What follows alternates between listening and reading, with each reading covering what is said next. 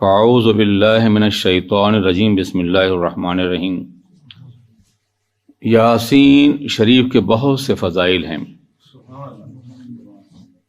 اور یہ ہمیشہ سے اہل اللہ کا، اہل ایمان کا وظیفہ رہا ہے کہ لوگ یاسین شریف کو کثرت سے تلاوت کرتے ہیں۔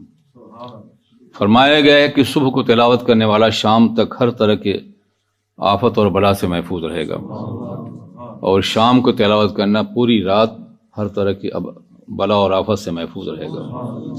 جو شخص یاسین شریف کی تلاوت کرتا ہے کثرت سے، اس کی مغفرت کی امید کی جا سکتی ہے کہ اللہ اسے اپنے فضل بخشے گا۔ اگر کوئی چیز گم ہو جائے اور یاسین شریف کی تلاوت کی جائے تو اس کے مل جانے کے قوی امکانات ہیں۔ یہ تو متعدد روایات ہیں کہ جب کسی شخص کا وصال ہو رہا ہو، انتقال کا وقت ہو، تو یاسین شریف پڑھی جائے۔ نہ صرف یہ کہ اس کی مشکلات آسان ہوں گی، بلکہ یاسین شریف کی برکت سے اگر مومن ہے تو حیات جاویدانی اسے مل جائے گی۔ حیات بخشنے والی یہ مقدس صورت ہے۔ کوئی خوف ہو کسی بادشاہ کا، کسی حکمراں کا، یاسین شریف کی کثرت تلاوت کی جائے، اجتماعی طور پہ یا انفرادی طور پہ۔ اگر سب لوگ کریں پوری قوم محفوظ رہے گی، ایک فرد کرے گا تو وہ محفوظ رہے گا۔ اس کے ساتھ یاسین شریف پڑھنے کے بعد جو بھی دعا آپ کرتے ہیں، اللہ ان دعاؤں کو قبول کرتا ہے۔ انشاءاللہ فضائل کا تذکرہ ہوتا رہے گا۔ یہاں ایک خوبصورتی آپ محسوس کریں،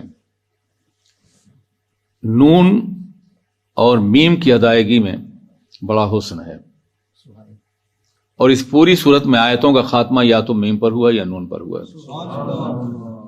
یعنی انتہائی حسین بنا دیا ہے مشیت نے اپنے اسلوب بیان سے اس مقدس صورت طیبہ کو۔ یہی وجہ ہے کہ جب لوگ اسے پڑھتے ہیں لوگ جھومتے ہیں، ایک وجد کی سی کیفیت طاری ہو جاتی ہے، ایک ایسی لذت فراہم ہوتی ہے جو کسی اور کلام میں ممکن نہیں ہے۔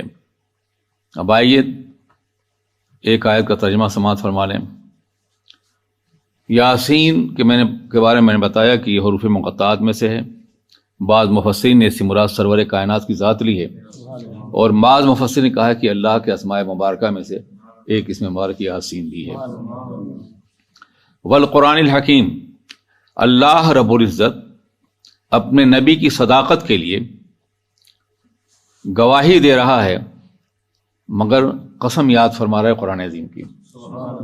اے محبوب، قرآن عظیم کی قسم، میرے رسول، اللہ کے مقدس کلام کی قسم، قرآن حکیم کی قسم۔ یہاں قرآن پاک کی صفت حکیم بیان کی، حکمت والا قرآن، ایک ایسی مقدس کتاب کہ جس کی آیتیں گنی ہوئی ہیں، الفاظ شمار کیے ہوئے ہیں، مگر عالم یہ ہے کہ قیامت تک انسانی زندگی جتنے مسائل ہیں سب موجود ہیں۔ کیا عظیم ہے حکمت ہے کہ آنے والے مسائل بعد میں آنے والے ہیں اور قانون پہلے سے موجود ہے۔ آپ آج کی معاشرتی زندگی دیکھیے، آج جو مسائل پیدا ہو رہے ہیں قرآن پاک میں باضابطہ ان کے لیے قوانین موجود ہیں۔ تو یہ حکمت والی کتاب، یا پھر ایسی مضبوط اور مستحکم کتاب ہے، یہ بھی ایک ترجمہ کیا گیا ہے، جس میں کہیں سے شک نہ ہو، شبہ نہ ہو، اعتراض کی گنجائش نہ ہو۔ تو یہ قسم ہے اس قرآن عظیم کی، اللہ فرماتا ہے، خود نازل فرمایا ہے، اسی کلام ہے، مگر قرآن پاک کی عظمت اور سرور کائنات کی عظمت کو بیان کرنے کے لیے اللہ نے اس مقدس کتاب کی قسم خود یاد فرمائی۔ والقرآن الحکیم۔ عرب کے لوگ جو کافر تھے چند باتوں کا انکار کرتے تھے، سرور کائنات کو رسول نہیں مانتے تھے، قرآن پاک کو اللہ کی کتاب نہیں مانتے تھے، اور سرور کائنات کے دین کو صراط مستقیم نہیں مانتے تھے۔ وہ یہ کہتے تھے کہ ہمارے باپ دادا کا جو دین ہے بت پرستی کا، وہی دین صحیح ہے، پیغمبر جو دین لے کر کے آئے وہ صحیح نہیں ہے۔ آپ اندازہ کیجئے کہ ان آیتوں میں ان سب کا جواب دے دیا گیا ہے۔ قرآن پاک کی قسم یاد کر کے اللہ تبارک و تعالیٰ یہ اعلان فرما رہا ہے کہ یہ میرا کلام ہے، انتہائی حکمت والا ہے، اور جو میرا کلام ہوگا حکمتوں سے معمور ہوگا اس میں کوئی خطا نہیں ہوگی، منظم من اللہ ہوگا۔